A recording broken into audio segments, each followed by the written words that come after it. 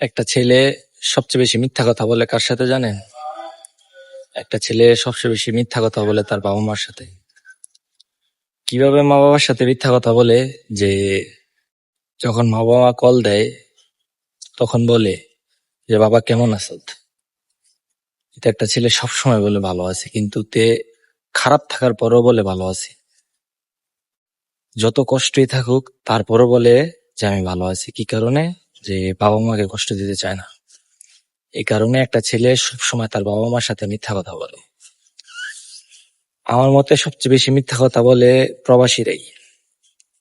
যত দুঃখ কষ্ট যত কিছুই থাকুক তারপরও তারা বলে যে আমি ভালো আছি, আমার সবকিছু ঠিকঠাক আছে।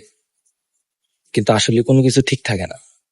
না মন মানসিকতা ঠিক থাকে, না শারীরিক ভাবে ঠিক থাকে, না মানসিক ভাবে ঠিক থাকে। কোনোভাবে একটা ছেলে ঠিক থাকে না প্রবাসের মাটিতে। কিন্তু তারপরও প্রতিনিয়ত যে তার বাবা মার সাথে মিথ্যা কথা বলতেছে, তার ফ্যামিলির মানুষের সাথে মিথ্যা কথা বলতেছে। যদি মিথ্যা কথার জন্য সবচেয়ে বেশি পাপ হয়, তাইলে আমার মনে হয় যে প্রবাসী ছেলেদের হবে এই মিথ্যা কথা বলার কারণে। কারণ প্রতিটা ছেলে মিথ্যা বলে, প্রত্যেকটা ছেলে। এমন কোন ছেলে নাই যে প্রবাসের মাটিতে মিথ্যা বলে না তার ফ্যামিলির সাথে। এটা একটা বাস্তব কথা। যারা প্রবাসের মাটিতে আছে একমাত্র তারাই জানে